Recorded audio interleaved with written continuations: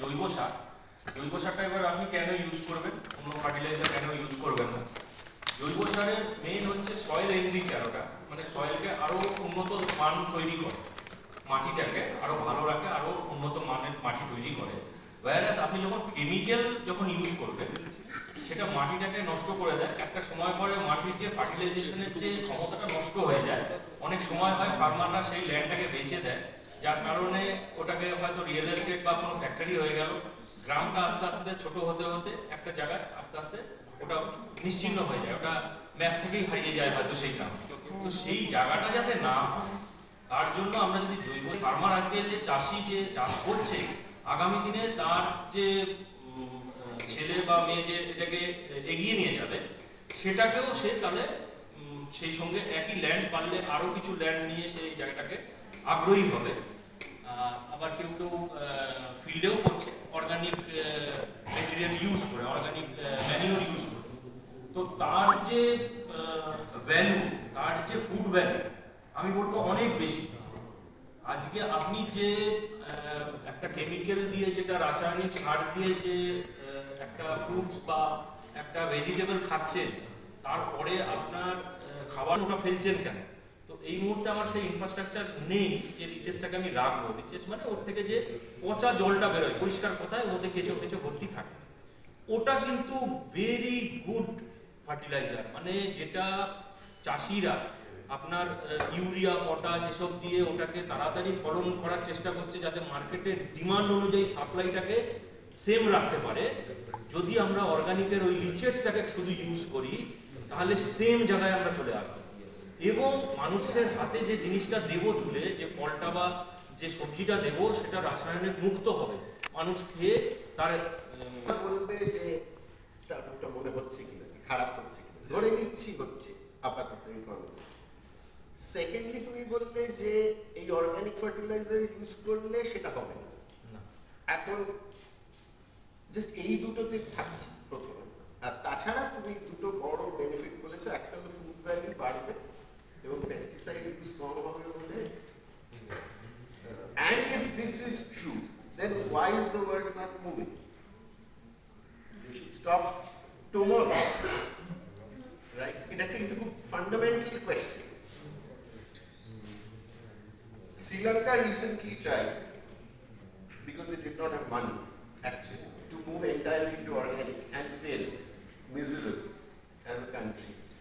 So the key points here are that you will need to prove, যেটা ইনটুইটিভলি অনেক ফার্মাররাই বুঝছে, যে অ্যাকচুয়ালি ফার্টিলাইজার, তুমি অ্যাকচুয়ালি তোমার ফার্স্ট পয়েন্টটা ঠিক, যে ফার্টিলাইজার দিতে দিতে ফার্টিলিটি কমে যায়, কিন্তু সেটা কেন এবং কতটা সেটার প্রমাণ আমাদের আইএসআইআর দিতে হবে, মানে এরকম সায়েন্টিফিক বডিকে দিতে হবে। কারণ নতুন সায়েন্স যদি না এমার্জ করে তাহলে এটা জাস্ট কথাতেই থেকে যাবে, কেউ ভরসা করে তোমার ইয়েটা করতে পারবে, রাইট? আর সেকেন্ড হলো, তুমি বলছো যে যখন এটা তুমি যখন অর্গানিক ফার্টিলাইজার দেবে তখন অন্য আর কোনো ফার্টিলাইজারের একেবারে দরকার হবে না, না দরকার হবে, কারণ এই প্রশ্নটা তোমার করবে তুমি ওর খরচা বাড়াচ্ছ না কমাচ্ছ। তাই আসলে এখনো আমি সেইভাবে ফার্মার্সের কাছে আমি যাই না। সো আমাকে ইন্ডিয়ার স্যার যেটা বলেন, ফার্মার যদি বলে আমাকে লাগবে 10 টন, আমার কাছে রেডি নেই। রাইট, হ্যাঁ, এইখানে আসছি, কারণ আমাদের ইনকিউবেশন যেহেতু কনটেক্সট, সেখানে প্রোডাক্ট কনজিউমার ফিট, যেটা আমরা ফার্স্ট স্টেপ বলি, যখন প্রোডাক্ট ডিজাইন হয় একটা ইউজার নিড থেকে তো আসছো। এবার ধরে নিলাম যে ইউজার নিড হলো যে ফার্মার চায় সে কেমিক্যাল ফার্টিলাইজার আর ইউজ করতে চাইছে, কিন্তু সে তোমার ফার্টিলাইজার ইউজ করতে রাজি আছে, আর তোমার গ্যারেন্টি হচ্ছে যে ওর ইল্ড ড্রপ করবে না। তাহলে তো ওর যদি 10 টন চাই, তাহলে তোমাকে 10 টন বানাতে হবে, তা নাহলে এটা প্রোগ্রেশন হবে, রাইট? তাহলে তোমার ফার্স্ট স্টেপ হলো কি করে 10 টন বানানো যায় সেটা নিয়ে ভাবতে হবে, বা সেটাকে সাব ডিভাইড করে কিছু করা যায় কিনা করতে হবে। আমি তোমাকে এই জন্য এনকারেজ করছি যে আমরা 3 জন ফার্মার নিয়ে শুরু করেছি, 3 farmers.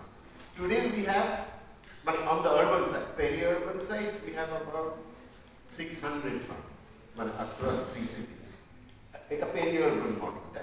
আর অন্য জায়গায় একটা আমরা শুরু করেছিলাম 200 tribal farmers, সেখানে 25,000 farmers. All of them do not use any chemical fertilizer, and the transition is with zero drop in yield. এখানে আমি জানি এগ্রিকালচার ইউনিভার্সিটির প্রফেসররা আছেন, তো আমি খুব কন্টেনশিয়াস কিছু জিনিস বলবো, সেটা নিয়ে পরে ডিসকাশন হতে পারে। বাট এই কম্পোস্টের দাম তুমি কত রাখতে চাও এবং কেন? এটা মোটামুটি আমার এই মুহূর্তে যা কস্টিং আছে 5 rupees per kilo wholesale, for wholesale. ঠিক আছে, সো এই 5 রুপিস পার কিলো তোমাকে ফার্মারের কাছ থেকে পেতে হবে, তাই তো? আর ও 1 একর জমিতে যখন ও চাষ করছে তখন কতটা লাগবে তোমার মনে? 10 টান ধরে নিই, 1 একর তো, হ্যাঁ, ও তো বলেছে 10 টান, তো 10 টানের জন্য তাহলে কত হলো খরচা? আর ওর কেমিক্যাল ফার্মিং খরচা এখন কত?